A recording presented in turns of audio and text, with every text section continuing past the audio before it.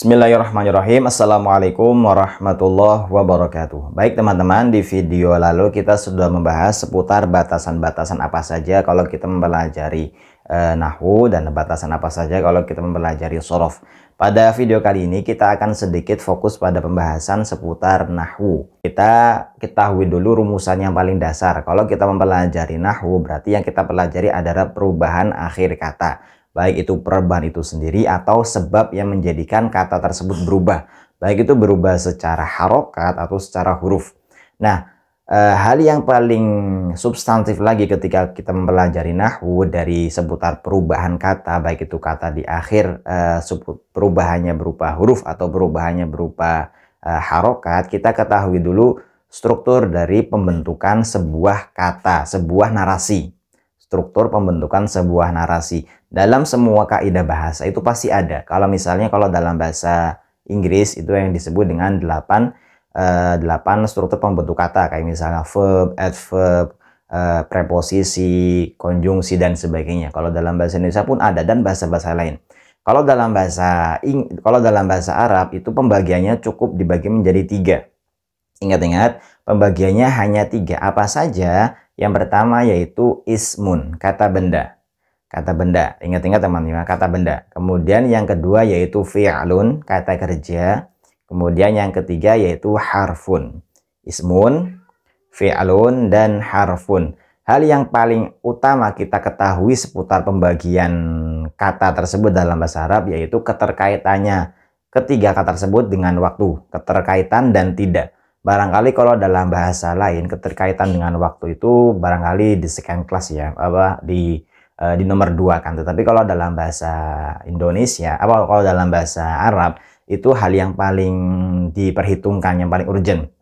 Maksudnya apa? Kita ambil contoh misalnya, kita fokuskan dulu pada kata benda ya. Kata benda seperti yang kita tahu, kata benda di seluruh dunia tidak akan ada keterkaitannya dengan waktu. Kita sebut misalnya maktabun atau meja, atau jidarun, tembok, atau haitun juga bermakna tembok, atau saqafun, atap, atau khizanatun, lemari, atau maidanun, lapangan, dan sebagainya. Kalau kita mengatakan kata-kata yang tadi kita sebutkan di awal, yang meja, maktabun, haitun, dan sebagainya, itu seluruhnya tidak mungkin ada keterkaitan dengan waktu. Kalau sekarang meja, besok meja, akan datang juga meja. Itu yang disebut dengan keterkaitannya, ketidakterkaitannya dengan waktu. Jadi bisa kita simpulkan bahwa ismun adalah definisi sebuah kata dalam bahasa Arab yang tidak ada keterkaitannya dengan waktu.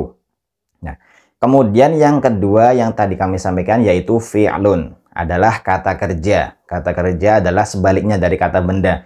Kata kerja, semua kata kerja dalam semua kaidah di seluruh bahasa itu pasti ada keterkaitannya dengan waktu.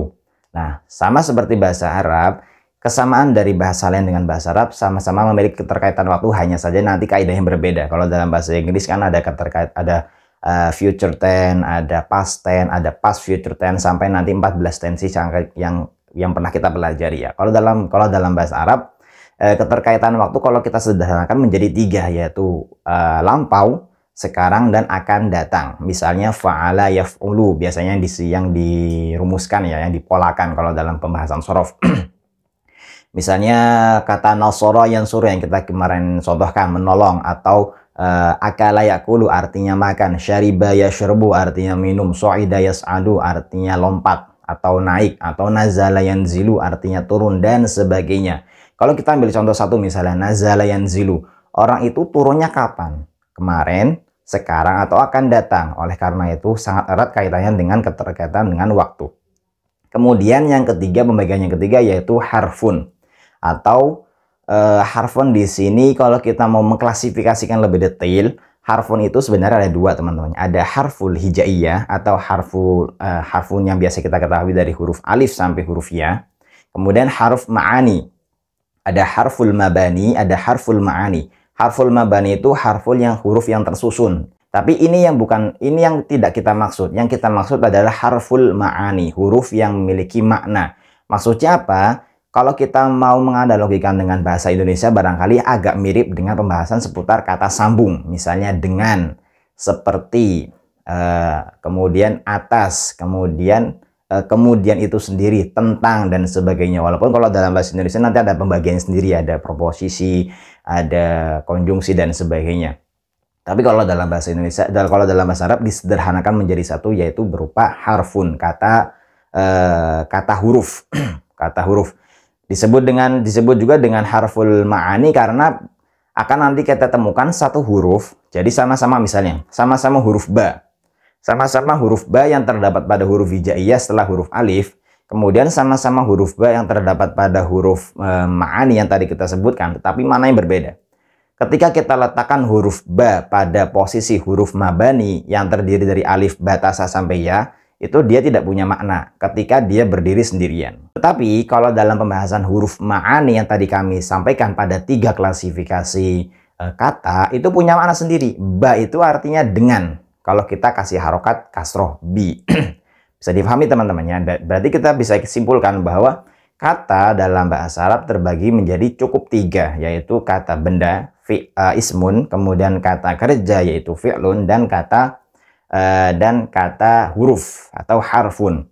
Nah, yang perlu kita garis bawahi juga pada pembahasan kali ini yaitu harfun. Harfun ini sangat berperan aktif dalam merubah sebuah kata. Berperan aktif dalam merubah sebuah kata. Maksudnya apa? Kalau teman-teman masih ingat pembahasan kita yang lalu, yaitu pembahasan seputar nahwu adalah perubahan akhir kata. Pasti kita bertanya, apa yang menyebabkan kata tersebut berubah? Nah, salah satu faktor yang menyebabkan sebuah kata bisa berubah adalah masuknya sebuah faktor yang menyebabkan berubah, yaitu harfun atau amil. Biasanya kita sebutkan dengan amil. Si pelaku yang menyebabkan berubah. Misalnya berubahnya dari kata maktabun, kok bisa berubah menjadi maktabin? Dari maktabun bisa berubah menjadi maktaban dan sebagainya. Yang salah satu faktor perubahannya adalah harfun itu sendiri. Walaupun nanti ada banyak faktor juga ya. Kemudian kita juga barangkali bertanya, kok dalam bahasa Arab cuma terdiri dari 3 klasifikasi kata? Bukannya dalam bahasa Inggris itu ada 8. Kalau dalam bahasa Indonesia barangkali ada yang menyebutkan ada 10 dan sebagainya. Kok sangat sempit dalam bahasa Arab? Sebenarnya tidak sesempit itu ya. Sebenarnya sudah tadi kita sedikit kita singgung bahwa dalam bahasa Arab itu hubungan eratnya dengan keterkaitan waktu atau tidak. Selama itu terkait dengan waktu maka disebut dengan fi'lun. Dan kalau tidak terikat dengan waktu disebut dengan ismun.